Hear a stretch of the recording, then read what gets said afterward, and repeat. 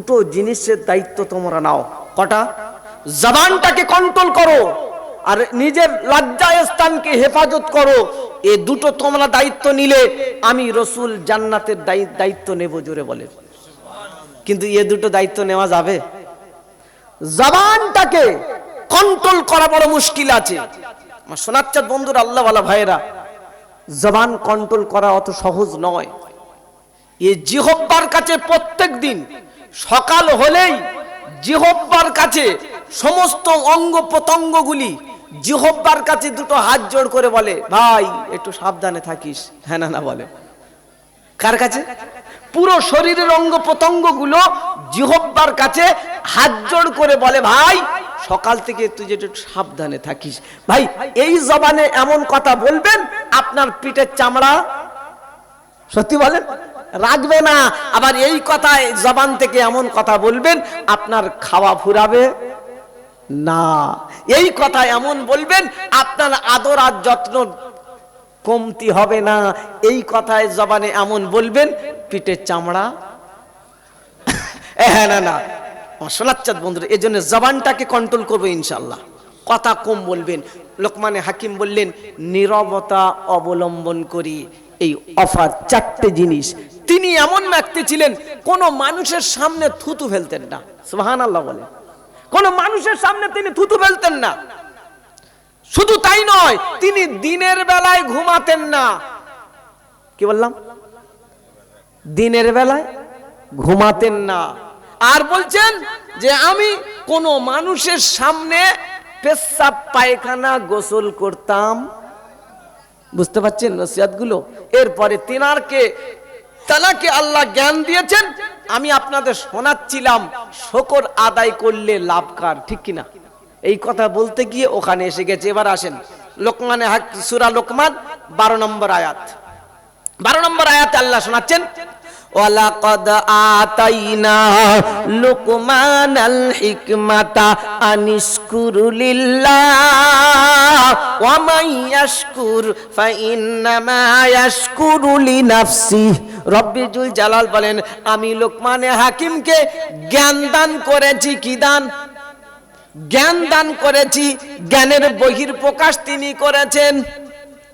তা নাকি যে আমি জ্ঞান দিয়েছি।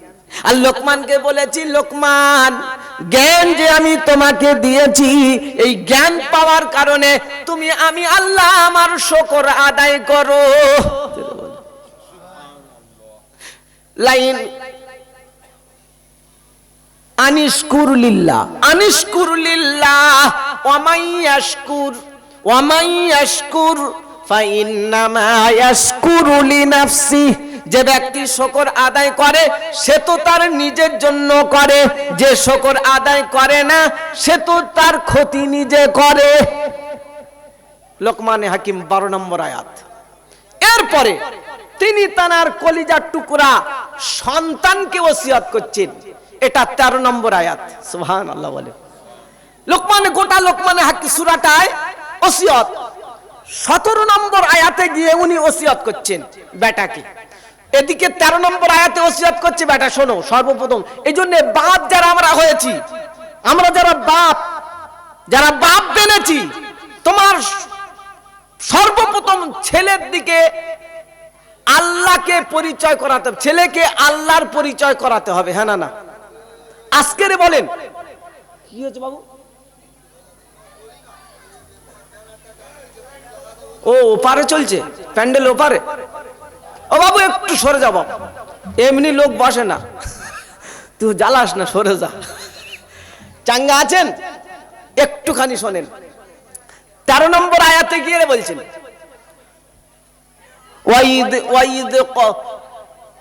ওয়াইদ ক্বালা লুকমানু লিবনিহি ওয়া হুয়া ইয়াইদুহু ইয়া বুনাইয়া লা তুশরিক বিল্লাহ ইন্নাশ শিরকা লাযুলমুন আযীম। 13 নম্বর আয়াত। লোকমান হাকিম ছেলেকে ওসিয়ত করছে, বেটা তুমি যেন খবরদার আল্লাহর সঙ্গে শরীক করবে না। সুবহানাল্লাহ বলে। বেটাকে আল্লাহর পরিচয় ঘটাচ্ছে। এই জন্য আমরা যারা পিতা হয়েছি আমাদের প্রথম দায়িত্ব হলো সন্তানকে আল্লাহর সঙ্গে পরিচয় করানো। হ্যাঁ না না বলেন? আপনি যখন সন্তানকে আল্লাহর সঙ্গে পরিচয় করাবেন তো আল্লাহ পাক ওই সন্তানের অন্তরে অটোমেটিক পিতামাতার মহব্বত ঢেলে দেবে। জোরে বলেন।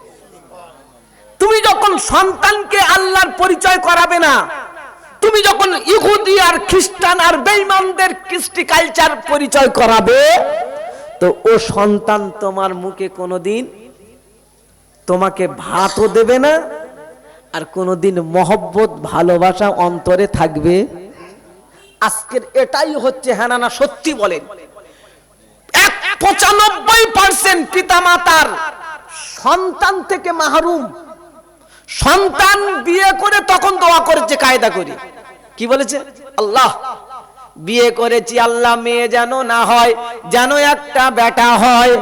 হ্যাঁ না দোয়া করছে রব্বানা একটা পুত্র সন্তান আমাকে দাও না। আর যখন পুত্র সন্তান হয়েছে রসগোল্লা বিল্লি করেছে সমাজে। হ্যাঁ না করে না? ছেলে হলে রসগোল্লা বিল্লি করে, মেয়ে হলে কি বলে? হ্যাঁ এ ভাই তো শুনেছি লাইনে ছিল, কি হয়েছে? দূর বলিসনি, সে লাড়কি। কি লাড়কি? মেয়ে হয়েছে, মাথায় বাজ পড়েছে। সত্যি বলেন? ঘরের গরুর যদি এড়ে বাচ্চা হয় মালিকের রাগ হয়, কারণ ও তো বাড়বে না। হ্যাঁ না বলে? গরুর যদি ঘরে পাঁঠি বাচ্চা হয় মালিক খুশি হয়, ছাগলের পাঁঠি বাচ্চা হলে মালিক খুশি হয়, আর গিন্নির পাঁঠি বাচ্চা হলে তখন বলে এর পেটের ভিতর মেয়ে গিজ গিজ করছে। কিছু কুলাঙ্গার শাশুড়ি আছে, তারাও কখন বলে এর পেটে কি বেটা ছেলে নাই, শুধু মেয়ে। অথচ রসুল বলেছেন যার 4টে কন্যা হবে, 2, 3, 4টে পরস্পর অফার আছে। যার 4 কন্যা হবে সে যদি শরীয়ত সম্মত ইলম শিক্ষা দিয়ে কবরে যায়, নবী বললেন ও জান্নাতে আমার সঙ্গে থাকবে। জোরে বলে